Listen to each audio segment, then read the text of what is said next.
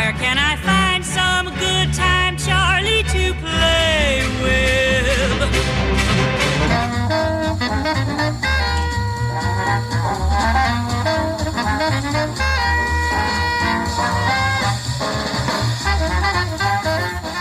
Ladies and gentlemen, welcome to this week's edition of What's So Funny, a show that goes and probes the minds of the people and gets behind the scenes with those who make funny.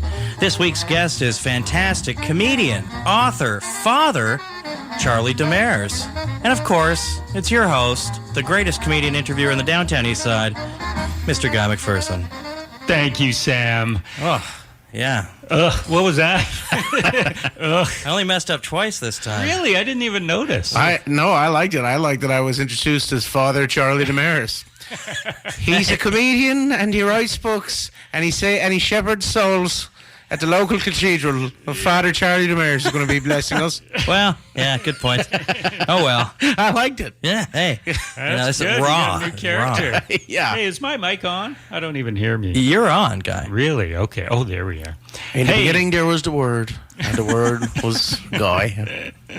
This is perfect. Sounds like CBC. Yeah. Doesn't it? You ready to get that sweet money, Guy? Yeah.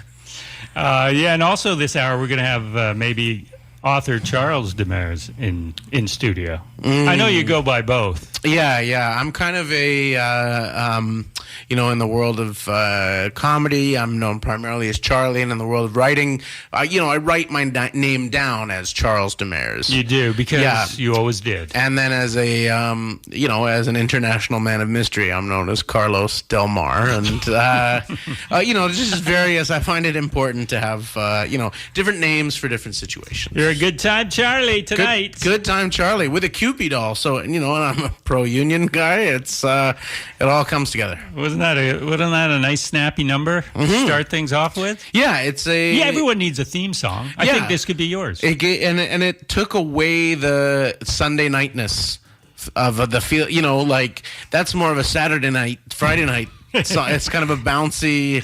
A bouncy C. Yeah, exactly. Yeah. Well, welcome back. It's been since 2010 you were last here. I believe you were first here in 2008 or 6. I forget. Yeah. But you even forgot that you were here twice. That's how long ago it was. Well, I don't know what we would have spoken about before. I'm wondering. Yeah. So you've done some open mics. How did you craft that 7 minutes? And then 2010, we would have had some stuff to talk about because 2009 was kind of a big year for me work-wise. For Charles. For Charles. Well, no, for Charlie too, because that was the year that we had the City News List. So I had a nightly television show with me, Erica Sigurdsson, Graham Clark, and Paul Bay. Yeah, this was on every night. Every weeknight, yeah. Or day. Was it around 6 o'clock? So the interesting thing about it was, and the callers, you can let us know how interesting this is. You say callers. I mean, come on. I really upped the promise here, but it's the whole show existed because the union at the station had grieved the fact that there was no local news programming, which in accordance with the Canadian programming laws, they had to have a local news program between the hours of 6 p.m. and 8 p.m. And so we were the very cheapest way that they could meet that basic legal requirement. Very loose definition of news. Exactly. Let's get 4 comics on. And we were on once at 6:30 and again at 11. Mm-hmm. And so we sort of thought of repeated. It repeated. Yeah, no, we weren't doing 2 full half hours nightly with no writing staff. But we, so we sort of in our heads, we thought of the 11 o'clock show as our main show, that was really what we were doing. And then, but 6:30 was the whole reason we had the mandate to do the show. And City TV across the country laid out huge money that year to get Jay Leno's Tonight Show. That was from the year that 11. Conan O'Brien was hosting the Tonight Show, and Jay Leno was getting this lead-in from 10 to 11 that was, as we all remember, a huge success. Absolutely. That everyone loved. Jay Leno's number one fan, right? Oh, really? I love Leno. What can I say? Oh, man. If I weren't here on a Sunday night, I'd be in L.A. to watch him. Just flying down. Yeah, it's, well, he did nothing for us. They were like, you guys are going to be swimming in viewers. Yeah. Because you're going to have, and we thought, it was going to be this whole thing where everywhere else there was going to be a half-hour lag between the end of Leno's show and the beginning of Conan, and there would be, that was where local news was supposed to go in, and that's where we were, and so we were going to be a comedy show following this huge hit, and Ka-ching. Yeah, you can still find, I think, on the internet a couple tonight after Leno, we're really pitching it in the we're doing the promos. So just the thought process was Leno's hour-long show at 10 o'clock. Yeah. 4 Vancouver comedians for half an hour, and then the Tonight Show. I think, with Conan O'Brien. And then late night. And then Carson Daly. Yeah. Or no. No, it was late Seth. night, Seth. No, it's Jimmy Fallon. Jimmy Fallon, that's right. Right. Wow, you guys. Wall-to-wall comedy right up on there. Global, was it? City TV. I don't even know. Well, the thing is, City is like a huge deal in Toronto.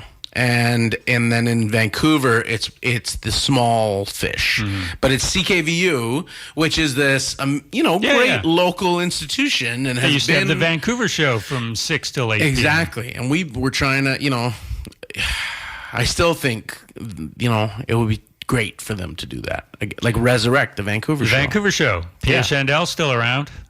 Well, I was in my severe version. I'm hosting it, but sure. You can cast someone else on the show I've just dreamed into existence. Charlie, you do enough, Yeah, right? So you're here. You got a new stand-up album out. Yes. And I'm thinking it's hard to make a living as a stand-up in this country, but you've really diversified, or maybe that came before stand-up, and it's all just sort of come together because you write. You're a political activist. I don't know how much which that pays very well. Stand up also. Well, one of the weird things on radio. Yeah, income-wise, stand-up. Probably the lion's share of the stand-up money that I make is getting hired to do. I do a lot of gigs for unions, and I do a lot of gigs for there are various sort of left and progressive organizations that hire me to do the entertainment at their. Yeah. So all of my corporates are kind of anti-corporate, so I don't get paid to be a left-wing activist, but the sort of left stand-up comedian thing is where a big part of my bread is buttered, I guess. Mm-hmm. Yeah. And then, of course, you put that back into the community. All of it. Well, I use it to buy arms for gorillas, not guerrillas, but actual gorillas. Actual gorillas, yeah. armless gorillas. Yeah, exactly. God bless you. Yeah, I was always a writer and a comic, but in the last few years, I've been, I guess, diversifying the writing thing. I wrote some plays, and I was teaching writing for a little while, and then I got a job on a cartoon voicing a slug, and I said to myself, if I can make just half of what I made this year doing voice acting, I wouldn't have to teach. And then and that happened. Not remotely. So, really? Yeah. So we'll see. We'll see what the adventures of groceries.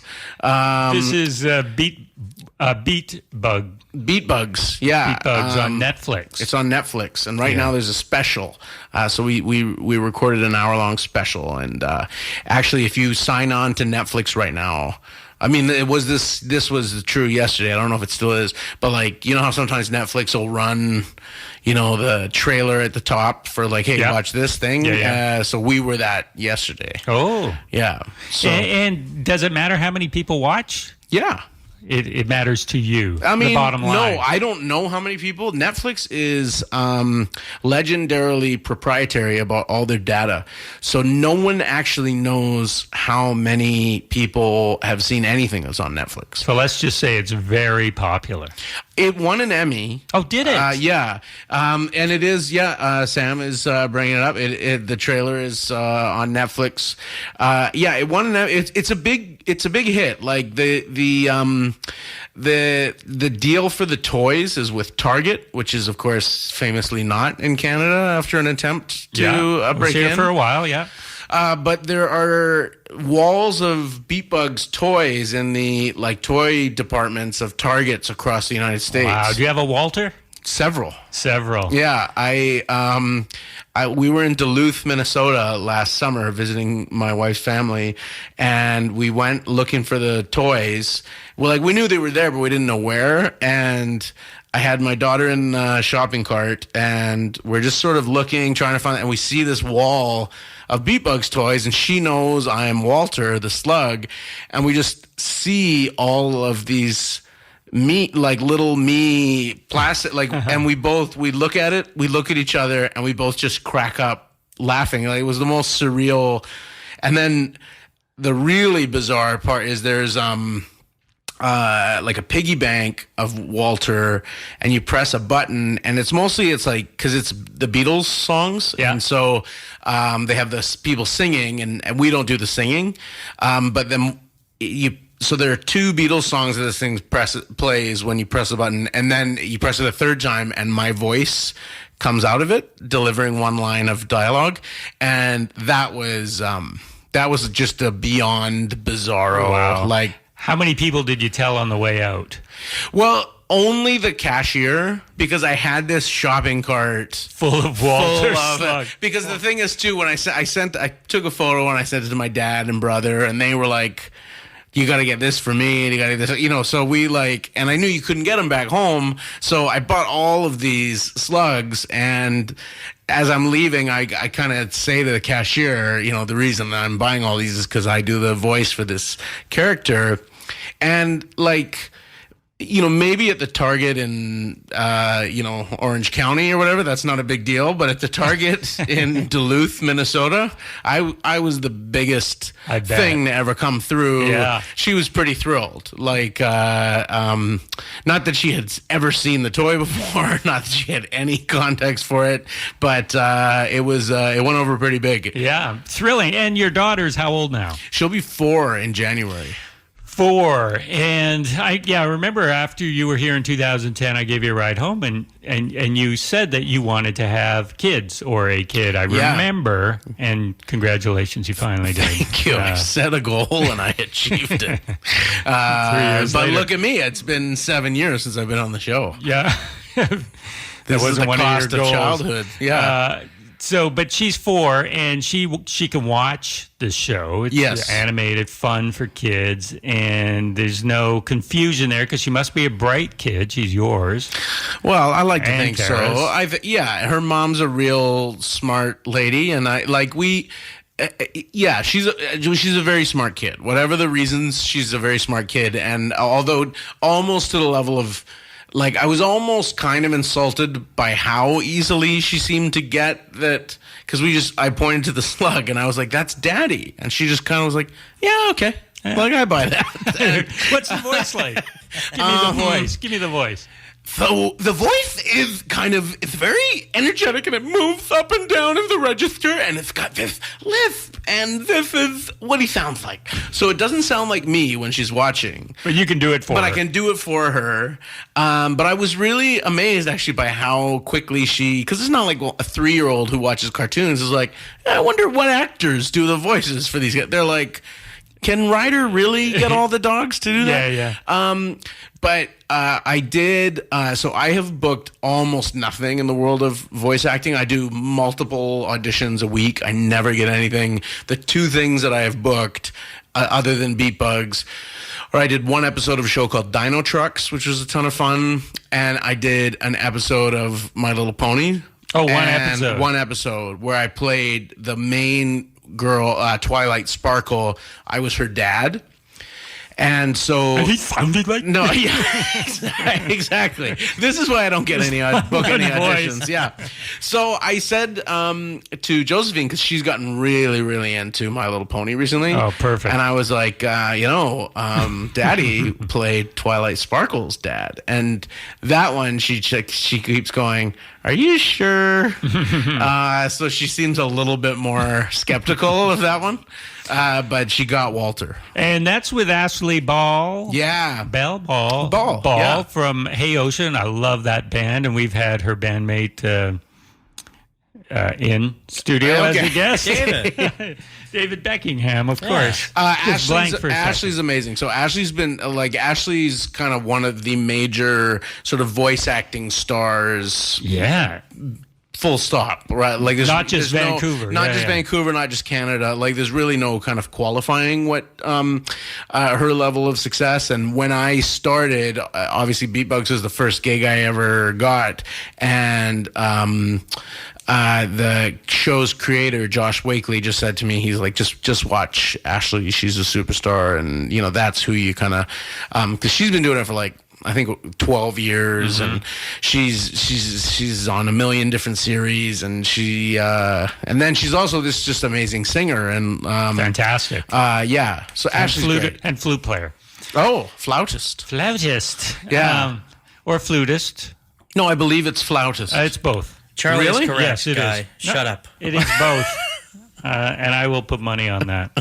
Bet me your flute. That's really how I'll know. So, but to get started into voice acting, did you just start with Beatbugs, or were you hoping to get something in voice acting ahead of time, and had you studied it? I got an email from Jeff Turner, who is impresario. Yes. So Jeff does more now in the sort of voice, TV, film, but primarily Jeff's business, and certainly the business that I had done with him, is booking live events. And I got an email from him in the spring of 2015, coming to the end of maybe one of the busiest and most stressful periods of my life. So when Josephine was born January 3rd, 2014, and Kara and I made this huge mistake of saying I was going to try and earn the gap of her going on maternity leave. And that you don't really need money when the first year that you have a baby. What you need is time and energy. And I was saying yes to absolutely everything. So every writing project, every extra course that they wanted to give me at the school, there was nothing that I said no to. And I needed that nest egg. I was dying. It was just, I felt like I was, on the verge of genuinely a nervous breakdown. And I was coming to the very end of that period. And I was just finishing up writing my book, The Horrors, which was months late. And I was sending it off, and I get this email from Jeff, and I have never expressed any interest in voice acting. I've done no voice acting. Didn't even think of it. No. And Jeff sends me this email saying, "Hey, there's this show." Jeff, who for listeners who Jeff is a guy who will book me for so and so's Christmas party, company Christmas party, or you're gonna go do this gig for the teachers union in Nanaimo, and those are the kinds of things that I usually do with Jeff. Yeah. And he sends me this email saying, there's this cartoon, they got the rights to the Beatles catalog. Wow. And they saw a video of you online, and they want you to come in. And I, in this frayed, frantic, I've never even told Jeff this, I wrote an entire email to him saying, Jeff, this is so obviously fake, and your part of your job is to keep me from having to waste my time. I'm at the end of my rope here. I'm drowning, and I need a break. And you're sending me this obvious con And I wrote like this whole email, and I showed it to Kara before I sent it, and said like, what do you think? Is this too much? Is this crazy to send? And she said, it's a little much. Why don't you just do the audition? And because you were thinking it's pointless. I was thinking it was made up. Oh, made up. Like, who the fuck has the Beatles catalog? Like, that sounded very fishy to me. Yeah. I still Jeff don't had know been how it taken happened. for a ride. I thought he had been I thought he was being very Pollyanna about it. I thought, like, come on. Somebody comes to you and says, I've got the rights to the Beatles and I'm making a cartoon. I happened to see this guy online. Yeah. And never done any voice acting. Yeah. And so if he just brings $5,000, then we're going to. So I thought it was some like total fly by night thing. And then, instead it like when it can keep me up nights if I think like had Kara not been there and I'd sent that email, the amount of money, just like directly the amount of money that email would have cost me to send, let alone like possible ancillary. You're right. But I went in and Ryan Beal helped me prep for the audition, and does he do voice acting? He does now. Yeah. So he'd been trying for years. Charlie's doing this. No, so he'd been going for auditions before. Okay. But it's a really hard nut to crack. Because voice acting is this very, you never get too old for roles. You never get too fat for roles. You never you don't age out of it. There's not the same sort of natural turnover in the ecosystem that there is in every other acting, where there are generational shifts or demographic shifts or whatever. All that matters is the voice. And the other thing is, like, if you're doing a live action series, if you're a regular, that's what you're doing. And if it's a hit, that's what you're doing for 5 years, right? Yeah. And that's all you're doing, pretty much. That's all you're doing. Whereas, Ashley can be on 4 or 5. She's a regular on 4 or 5 different series. And nobody even knows unless they're looking at the credits. Which to me is ideal. Like that is the greatest possible situation, to be doing that kind of creative work, getting paid very well, and you can just you're just you just have a privacy. You have a great style on stage, and that's something that the producers saw, and they said, we want to audition this guy, but then you don't use your stand-up style as the voice. Did they say they wanted this lispy? Yeah, they wanted emotional a lisp, guy. they wanted emotional. It's interesting though that they would see that in you. The lisping, maybe not, but the emotional. I think the character is quite a bit like me in extremis, like elements of my personality. Right. And I think that is part of what sold it in the audition. There's this moment in the piece that I read in the audition where he's not really getting picked on because he's fat, but he's sort of getting excluded from something that the group is doing together.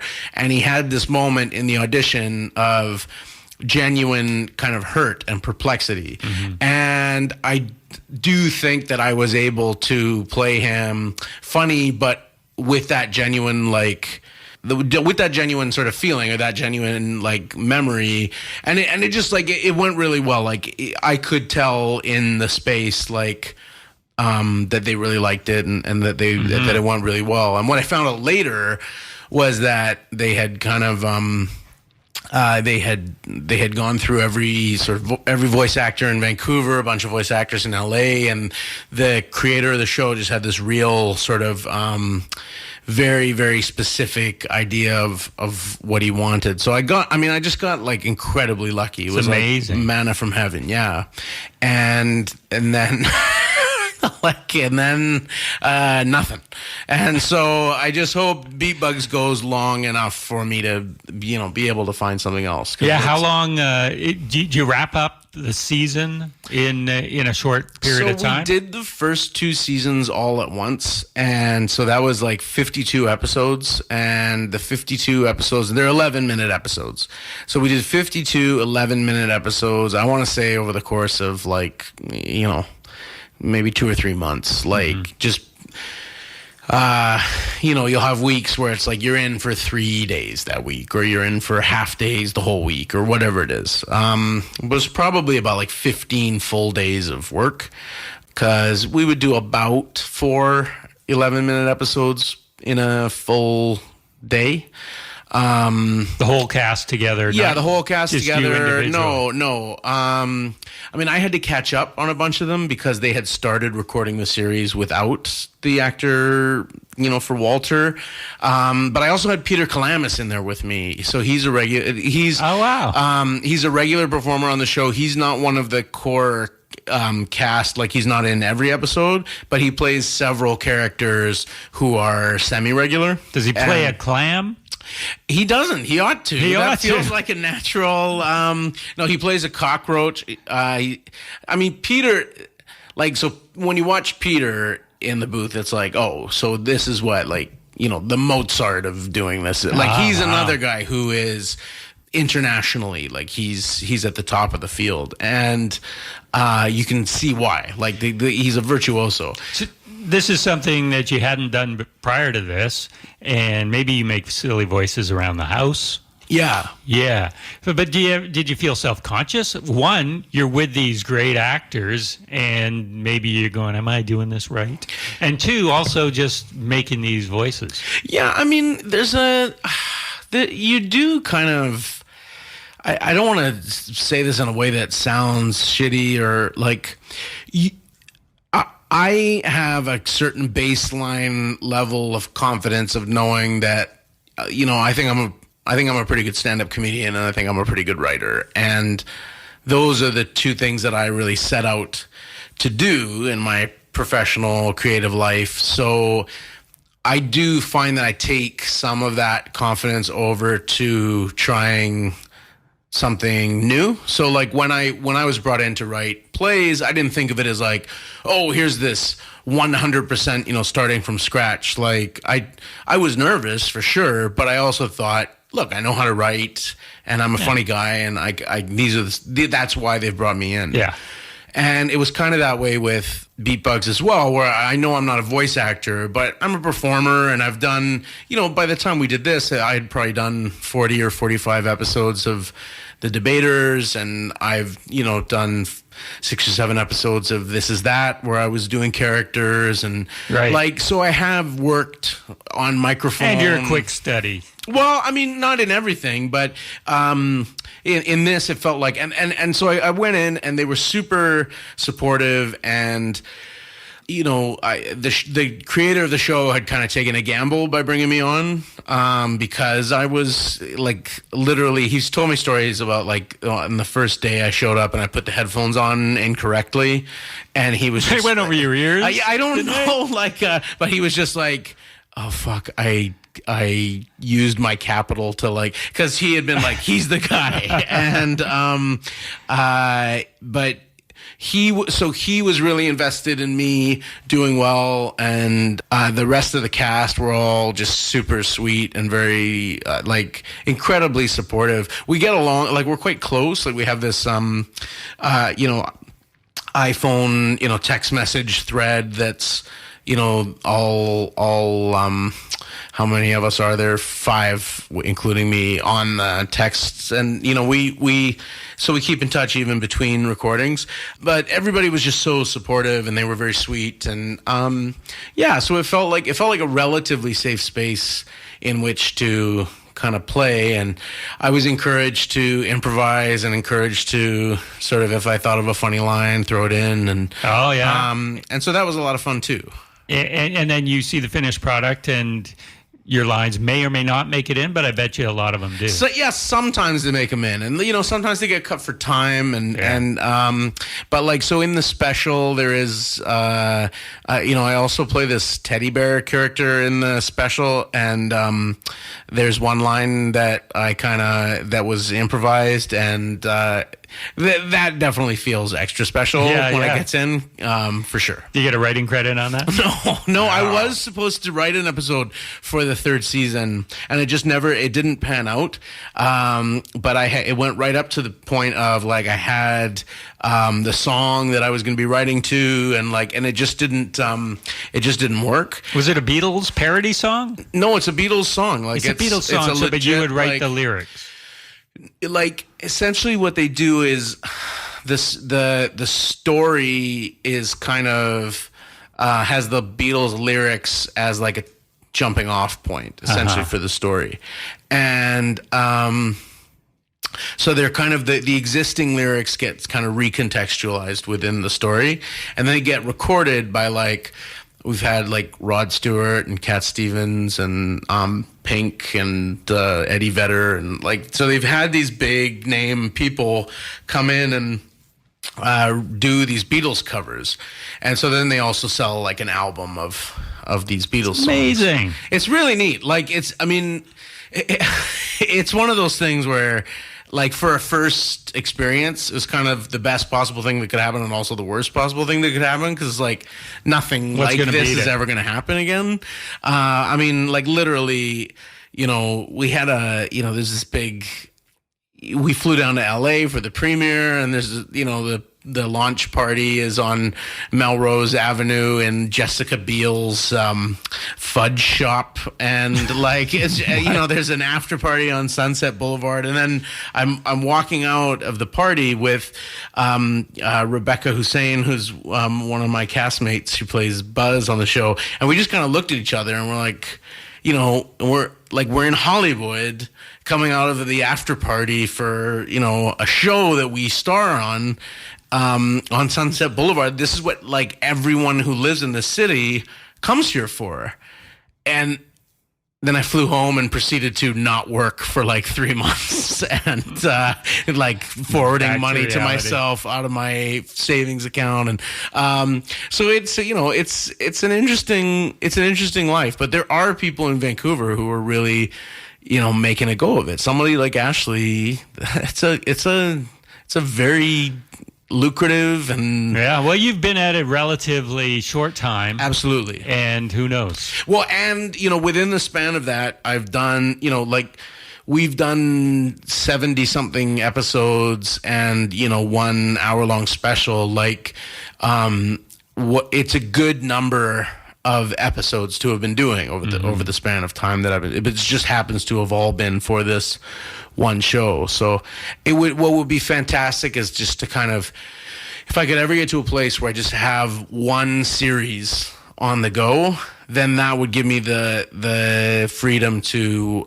do exactly what I want to do with stand-up, and it would, more importantly for me, it would give me more time to write books, and I think that's where I'd like to take my focus back to, probably in the next and there's fiction, nonfiction, everything. I'm writing. So my next book is a book of fiction that comes out in the spring, and it's a crime novel and like a crime comedy. Okay. And I would love to get to write, like, just be one of those people who writes a crime book every year that reliably sells, a certain number of Yeah, I mean, and then turn that into a movie too. Yeah, exactly. Yeah. So that would be really nice. Yeah. And I find my anxiety disorders and stuff over the years, they sort of morph and they change, and I feel less comfortable with big groups of people than I used to. And in what context? I don't have any desire to like. I was at Just for Laughs this summer, and there's a big schmooze fest. All I wanted to do was get up to my hotel room. Yeah. Like I went down. Do you force yourself though? There was one night where I forced myself. I went down. I couldn't handle it. I went upstairs. I took one of my anti-anxiety pills, like a clonazepam, and went back down. And then while I was down there, I thought, well, what am I doing? Like, it's not like I'm. So what I'll do in a situation like that is find someone who I already really like and know, like Phil Hanley or Ebony Rosen, and just talk to them for one-on-one for half an hour. Yeah. And then you're like, well, I'd like to just see Ebony or Phil over a coffee or at a show in Vancouver. Like it's to be in the lobby of this, grotesque hotel with, $9 ginger ales and this kind of forced industrial bonhomie. To me, it's a, but then even in smaller situations, like I was at a party for a friend tonight who recently won a big theater prize, and even though I was glad to be there for him and I liked all of the people present, there's maybe 60 people there, and I just wanted to leave. Like you're an introvert, and I never was. Like No. That's the weird thing, and I. Yeah, I don't feel that same push to want to get out and like be on stage or be at parties, and I think a big part of it is that a big part of why I was doing comedy was, I lost my mother when I was very young, and you want to go out and feel loved by people, and now I have my own family and they love me and I love them, and then you I remember, like, I posted on Facebook and I was really only half joking, where the first time my daughter said, like, you're so funny, Daddy, or like laughed at it, like it was just like, oh, this a switch just went off in my body that I don't need strangers to laugh at my jokes anymore. Like it was just, there was a weird kind of so yeah, I definitely feel like at the moment, and I don't know that this will be permanent or anything, but I feel like I'd like to make comedy in smaller, more private spaces. So like writing books. I like being in the booth. Like I really love doing Beat Bugs because I get to be funny with people, but it's a small group of people. It'll be seen by a lot of people, so I know it's not for nothing. I know I'm not just kind of shoveling sand into the sea, but also it's not my face all over it. Yeah, I wonder if it's partly just aging, like you say, getting a family of your own, and not anxiety so much as just, I've done that. I know the end result of going out and having fun and being the life of the party. And it's not that fulfilling. No, I think that's part of it for sure. I think also, being, and I want to preface this by saying, like, I'm not a celebrity, but for a lot of us, we're driven by the desire to one day be famous or be a celebrity or recognized. Yeah. And I think being a celebrity is something that over the last 15 or 20 years, even like a fairly recent amount of time, seems to be like a way less pleasant thing. I mean, you look back at somebody like Humphrey Bogart. There was no downside for Humphrey Bogart. He just got to be Humphrey Bogart. He didn't have to answer shitheads on Twitter, and you know what I mean? Like, yes. Can you imagine Humphrey Bogart, like, engaging with like a hashtag and responding to people's questions on Twitter? Like, it just diminishes the whole the whole essence of it. And I just feel like, I don't know, there's this line from Kierkegaard that I don't remember exactly, but the substance of it is essentially, to sell what is kind of holiest about yourself is this, basically is this kind of spiritual death. And I feel like once you're Instagramming, your lunch hangouts and stuff like that to try and keep a buzz going about your life, like that seems to me to be a real miserable existence. And it just feels much less attractive. Soren Kierkegaard, right? That Kierkegaard? Yeah. No, Teddy Kierkegaard. The guy I went to school with. Our guest is Charlie Demers. The show is What's So Funny on CFRO 100.5 FM, Vancouver Co-op Radio. I'm Guy McPherson. Sam Tonning is in the other room. He's getting ready to play a track from Charlie Demers, brand new. He's talking about not wanting to do stand-up. Well, no, but this is the other thing, is like... It's goodbye. I feel so good about the album.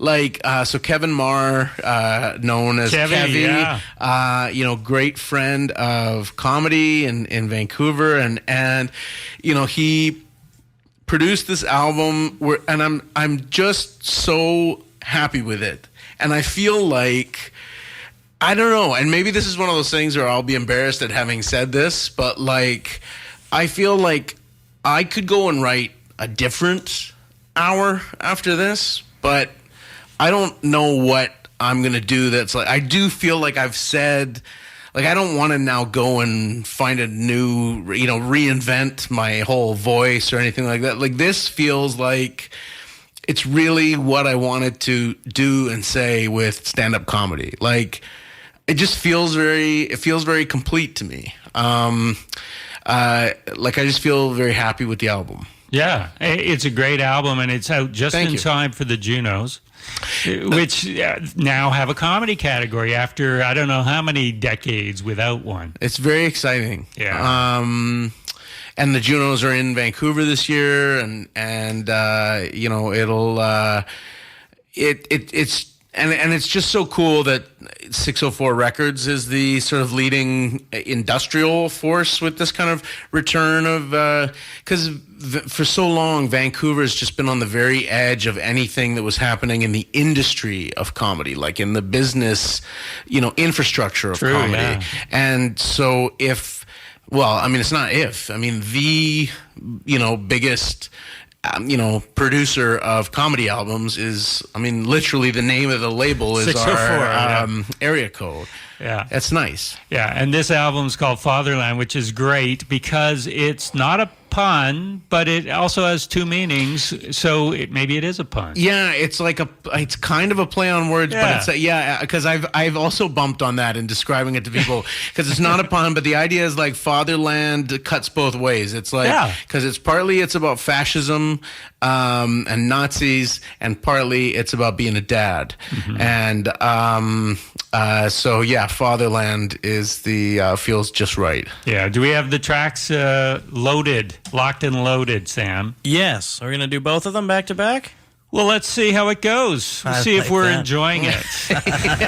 Here's Charlie Demers, our guest tonight, talking. The track is Taco Nazi. Thank you very much. I don't. It's gonna be a controversial thing here. I gotta say it. It'd be remiss if I didn't. I don't like Nazis, so that resonated. Well, I didn't know I was coming onto a political show. Yeah, I feel generally very uncomfortable now. I keep off the politics here, but to paraphrase the great Michael Jordan, Nazis buy sneakers too. Okay. Oh, jeez. Well. Yeah, he had a Hitler mustache when he was selling those. Remember that? Hitler mustache on Michael Jordan, and then immediately, so this is one of those, you feel like a genius when you think of this joke, and then you're like, I better Google this because it feels like low hanging fruit. And you realize 10 million people have done it, but Herr Jordan, HERR, it was just that's a ballsy. The Hitler mustache in the 21st century. Oof. To be clear, Michael Jordan did not say that about Nazis. I'm Googling this right now. He said it about Republicans. So there was, he was asked why he didn't take a stand on some racial justice issue or whatever. And he said, hey, Republicans buy sneakers too. But you went out on a limb making fun of the Nazis. Yeah. Charlie Demers is our guest. And hey, you mentioned the Debaters earlier, and you were around 40 or 60. It seemed like every episode of the Debaters. It's about 50 at this point. 50? Yeah. Wow. And this is what I hear comics say, oh, man, it's not about the Debaters, just about their stand-up act. It's so hard to write new material. Yeah. Like to come up with another 7 minutes, let alone 45. And yet, you've done 50. Yeah. Times about 3 minutes. 3 minutes? Yeah. I mean, 3 minutes plus the question. I mean, the thing is, you're writing to a form, Sure, right? you are, yes, but it could be any topic. I mean, you've 50 different topics you've been writing on, Yeah. and there must be jokes in there that you could use in You stand-up. know, it's funny. I never have. No. And I know John Wing feels the same way about it when Anna Bonikoski, former now retired producer, at the show, asked him if he ever, and he said that it never even occurred to him to use any of the jokes. Now, some of the debaters are, built around people's existing acts. Yeah. And Richard Side, the creator of the show, he really wants you to use material that you have in your act. It's tried and true, tested. Totally. And so he's big on it. But yeah, no, there's very little overlap. And yeah, in some ways it feels like a waste in a way, and then you think, well, no, the debaters is heard by 750,000 people. Right. Like every word that I've uttered on the debaters has been listened to 10 times. All the jokes that I've ever told on stage put together. But the process of writing new material, now that you're saying it's different than just gathering material for your stand-up, because that should be more personal or something. I would say, but like Winnipeg too. You've played Winnipeg Festival. I have done the Winnipeg Festival, and they go, here's our topic. We want you to write about this topic. But you know what's funny? I've never when I did the Winnipeg Gala, I did it as it was kind of it was a broader. The theme was My Canada, and everybody was supposed to talk about where they were from in Canada. So I just did a bunch of jokes about Vancouver and being in an interracial, Asian European relationship. Like it was all existing material that I had. Yeah. I find it hard to write. Yeah, I don't know. Like it's easy to write. I mean, easy, but. Easy is an easy word to throw around, but I find I can fairly easily write material if I have an intimate knowledge of who the audience and what the subject matter is. Then you can. So I do I've hosted the Canadian Centre for Policy Alternatives, their annual gala for the BC office. I've hosted that for 8 years running now. And so I know I have to do new stuff every time. And usually I write it the day of or the day before. Really? Just procrastinate? No, it's like, I do maybe like a 4 or 5 minute monologue off the top of the evening. And then it's just MC work. But I can write that 4 or 5 minute monologue in a fairly compressed space because I know exactly who that audience is. I know a lot of them. I mean, some of them I know personally, but it's like an 800 person room, and I know their politics. I know why they're in that space. So I have a very good sense of and it's similar with the debaters audience. In terms of who shows up to the live, they know the show now. You're writing to their sensibilities. You're writing within a very kind of defined. You're writing to a topic. You're writing to a word count, and it just feels easier to me than the total blank slate of write a joke of any length about anything for a crowd that consists of just kind of everybody. Yeah. Like that, then. And can be used in different venues, which is even more of everybody. Exactly. Yeah. And so then that becomes, I find a lot harder. Psychological. Yeah. Maybe. Well, when you're writing for the debaters, you're writing, it's sort of like writing a column or an essay. Like you're writing. I was going to ask, because Erwin Barker, when he was here 2008, I think, he was sick. I think that's the year he died. But he talked about, this might have been before the debaters. Did he do some debaters? He did a couple of those. Okay. Yeah, at least one. Yeah, but he was talking about, because he would do, 7 minutes on raisins. Right? And he said that was a challenge to write something detailed on a mundane subject. Mm-hmm. that doesn't have any pop naturally. So what he would do is write an essay, basically like a grade 12 essay, factual, and then through the process of editing, whittle it down, find where the jokes are. Wow. On the beats. And I was wondering if you wouldn't do that. You would just go, here are the jokes. That sounds like a really good process, though. Yeah, and I mean, and it's, every now and again you get these little peeks into like why you're like, why aren't I as funny as Irving Barker? And then you hear what he's doing to get to, what he's presenting, and you're like, oh, that's why. Yeah, 'cause just going in depth, and you have all this information, you may not use 85% of it. Yeah. And you're looking for a new wrinkle on raisins. The switchboards are lighting up. Now that you say that, I don't know. I'm just kind of blown away by that. That process is so amazing. It's a good process. But do you you write a lot? You're a writer first and foremost, maybe. Yeah, I think so. And do you think that other comics could write in comedic essays, but they just don't? Well, I mean, that's part of the premise of, I'm doing this humor imprint, Robin's Egg Books, and, my driving purpose there is to get people who I think, would work well on the page to write books. So stand-ups. Not just stand-ups necessarily. I mean, the first 3 authors that I've lined up, Ebony Rosen is not exclusively a stand-up, but a performer. She's a performer, and I saw she did stand-up on my book launch show in Toronto at the Comedy Bar, and for my book, The Horrors, and she's telling this story, and I'm listening to her and I'm thinking, I want to read a book by this person. Like, her words are so well chosen. The story is so well constructed. This is someone who understands the basics of storytelling. And I think that stand-up and prose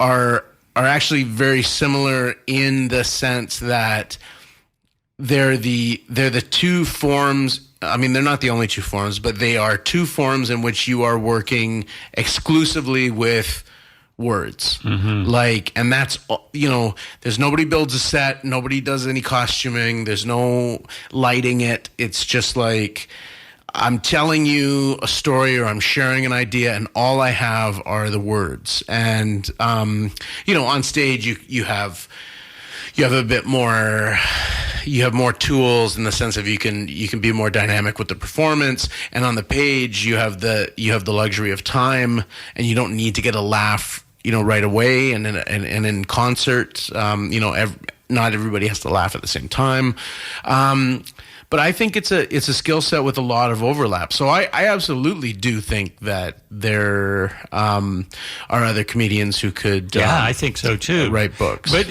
as you're saying, as you listen to them, you have to sort of envision, I could see reading this and still being totally entertained by it. Right. Because it doesn't always translate. No, it doesn't always translate. Yeah. And so is it a writerly presentation that you're looking for? I think it's more about like choice of what's words. The relationship with language, which feels like a really kind of amorphous way of describing it. But for instance, somebody who's doing really punchline dense comedy, that's great on stage, and it tends to come across as really forced and unnatural when you write it down.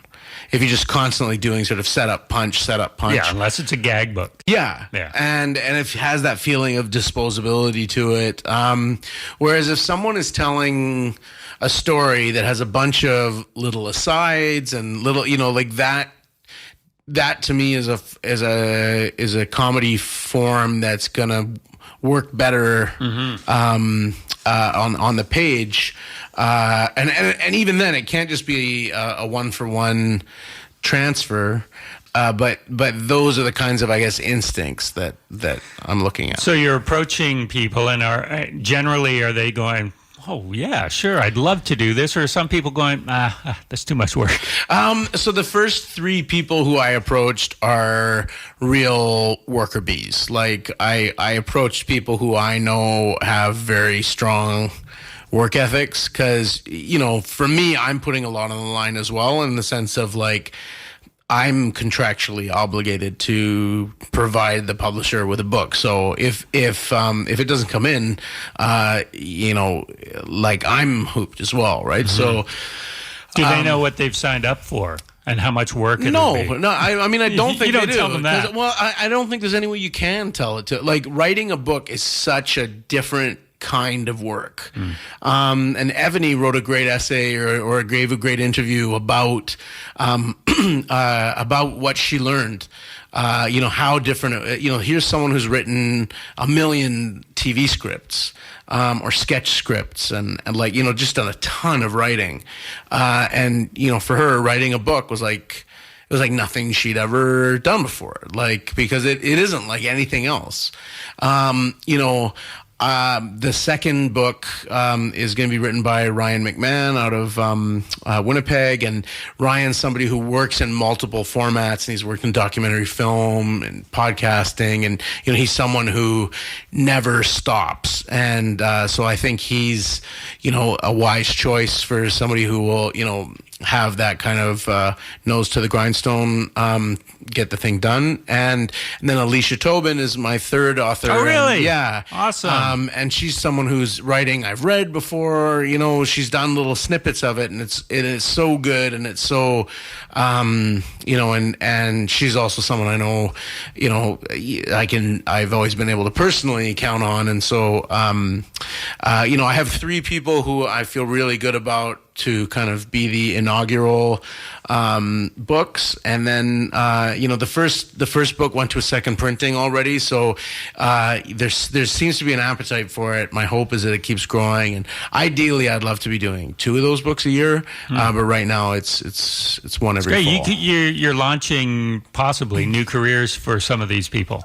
I would hope. I mean, I think like people loved Evany's book, and the moment she finished it is kind of like, I will never do this again, and very, very soon thereafter was kind of hinting, so if we did this again, it's kind of like childbirth, right?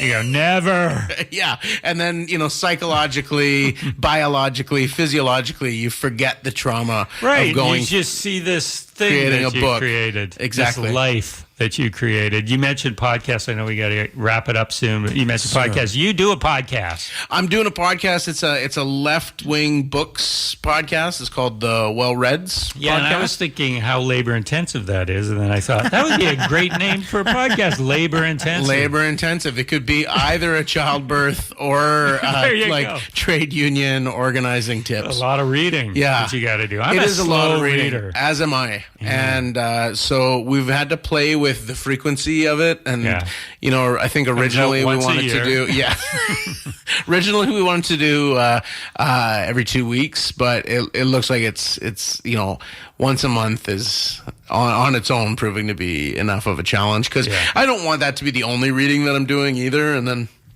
so it's a lot. Yeah, you got a lot on the go. Do you have any spare time these days? Not as much as I'd like. You got to go to the more playground and things like that. Yeah, one thing that I've been doing is I have a couple of friends who we've been going on fairly regular evenings to the Hastings Steam and Sauna. And it is just like the greatest old man experience of you just go, get into a towel, and go sit and schwitz. It's super cool. So if you go, rent a private room. Yeah. So, because downstairs is just this kind of gross cavern, of which is the public baths. And my understanding is that that's mostly for sex. Is this a new place? No, it's been there since 1926. The private rooms are also for sex. Probably. Probably. But they don't That's have my to experience in private rooms with steam. Okay. Wow, Sam.